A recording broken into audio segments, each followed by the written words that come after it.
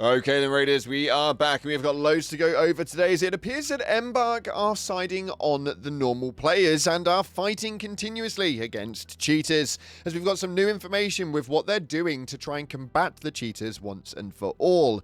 We've also got to talk about the next set of crazy arc, quote-unquote, and how streamers outright are telling Embark not to listen to streamers. It's really wild. Nonetheless, we've got loads of info to go over today. If you haven't already, smash that beautiful like button and subscribe with post notifications turned on. It'd be greatly appreciated. Make sure you check out our incredible sponsor, GamerSupps, the company that offer esports athletes and gamers alike with the most effective and healthy energy drink option. And we release new bundles all of the time, so make sure you don't miss it. Links in the description for that one. Use code CloudPlays at checkout for a cheeky discount.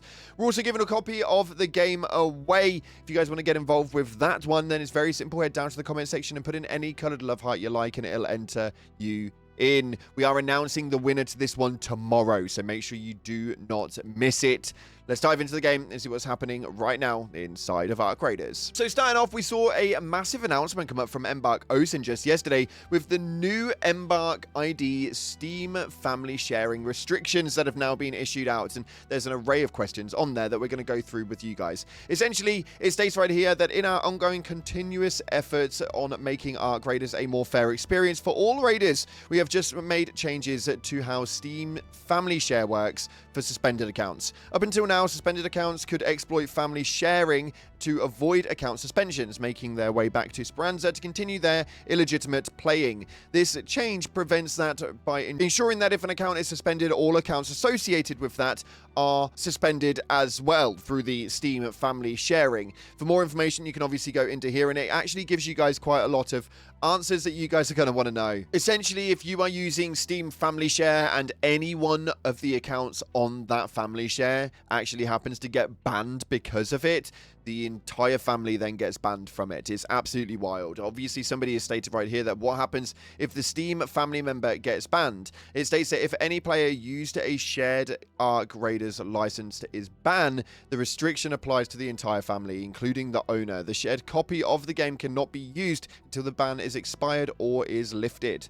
Now, obviously, that only applies unless it is a permanent ban. If there is a perma ban, then, well, that is borderline just knocking out the entire Steam family. Now, can you just remove the banned member from the Steam family? Apparently not. The ban still applies. Removing a family member does not remove the restriction from the owner's account. If a ban occurs while a shared license is in use, the restriction extends to the license owner as well. Now, wildly enough, if you are actually to remove somebody from your Steam family, but they were not originally the reason for it being banned, but somebody actually got banned who had the license owning, can you essentially continue to play? Well, apparently, this question right here that states specifically what happens if the owner is banned and removes a family member from the Steam family. If the license owner is banned, the shared Arc Raiders license can no longer be used. A removed family member is free to purchase their own copy of the game, but will need to wait for the existing game ban on their account to expire. It's absolutely crazy. Essentially, if you are using Steam family share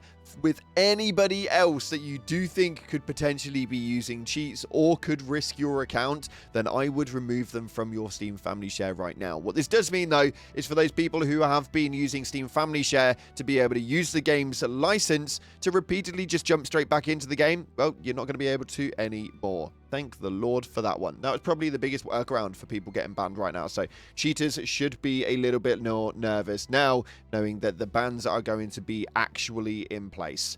Moving on from that, though, somebody was asking inside of the Discord towards the development team about the new arcs. We obviously know that we're due a new arc inside of this new Shrouded Sky update that's going to be happening at some point in February. And CM Birdie states, I really want some crazy arc. Let's wait and see what it is that they are cooking. Now, obviously, CM Birdie will obviously know some of the bits that they are cooking, which makes it even more frustrating, because that tells me that they are just going to be absolutely mental. Now, what we do know about the Shrouded Sky update in February is that it is revolved around, well, the Shrouded Sky. And then the map condition that we have is a full map condition, a lot like Electromagnetic Storm or even the Night Raid, not like the Bird City. So it's a full map condition that is revolved around wind. Maybe we're looking at tornadoes or hurricanes or some sort of weather condition such as that. And then on top of that, it looks like we may well be getting another flying arc. This could be quite a dangerous one, so I'm intrigued to see what this is going to look like. I would be so excited if something that looked like a dragonfly just came out. I have no idea why, but I've just, in my head, it just aesthetically looks bloody pleasing.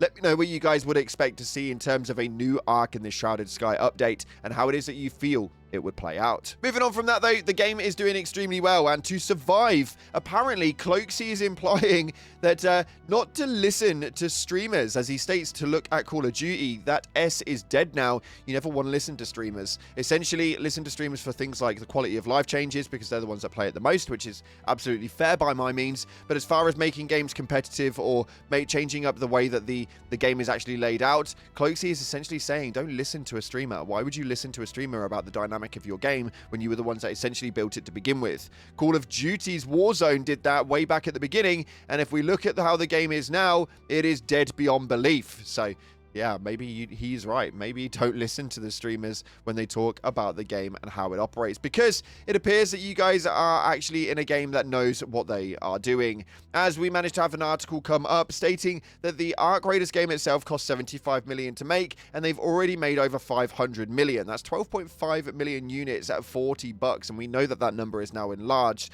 to around 15 million total copies, meaning that the likelihood of that one is at probably around 600 million now in terms of the ultimate sales. As far as the profit margin goes, these guys already know how to make an incredible game, because we're sat in it.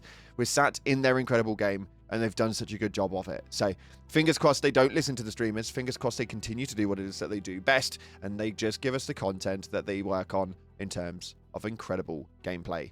Moving on from that, though, we've got to take a look at our previous video as we went over how it is that Arc Raiders actually managed to do the impossible, and the numbers around it were absolutely insane, especially considering that they are working with a company called Nexon, which, for those of you guys who don't know, is one of those Asian companies that doesn't have the greatest reputation for games. They make the First Descendant, and in terms of microtransactions, generally, they are money grabbing. So normally their games don't do well in this era of gaming, but nonetheless, they seem to be doing incredible.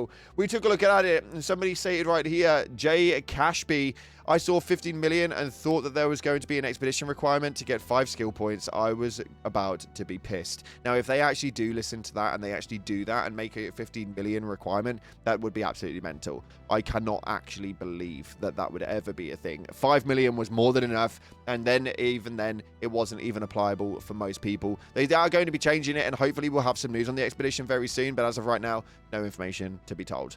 This next one right here from Normandy states, now I reckon a lot of people messed with their dark settings and now being caught. That would be absolutely hilarious, actually, that they were messing around with the settings overall and it made things a little bit darker and then essentially ruined the game for themselves, and they've now been caught actually fiddling with the inside. You never know, man. You never flipping know. Unfortunately, what they're not doing is telling people why they're being banned, so they can't, like, stop doing it. It's really, really odd. But yeah, essentially there's no real reasons why people are being banned, or at least in the communication emails that are being sent out to the accounts that are being banned at the current point in time. So your guess is as good as mine. This final one coming from Time Ranger states, to me, Marathon sounds like a futuristic version of Tarkov and will struggle to get a consistent player base. Now, for me personally, I don't think that it will struggle to get a consistent player base. I just think it will obtain a different player base.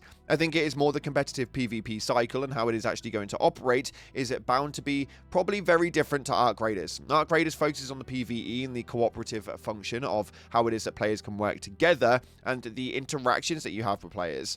In terms of Marathon, it does seem that there is a bit more of a competitive PvP cycle. Not many people want that anymore, but it could potentially lead for a big point for those who do want that competitive cycle inside of the games. You never know. It may well do well. For me, Arc Raiders is the Fortnite, and Marathon will be the Apex Legends. Kind of trails behind, but still does somewhat well. We'll see how it goes, man. I'm intrigued nonetheless. If you haven't already, smash the like button. Make sure you're smashing that like button and subscribe with post notifications turned on. Thanks again for watching, guys. I appreciate you all. Come back tomorrow for some more Arc Raiders news. I'll see you in the clouds.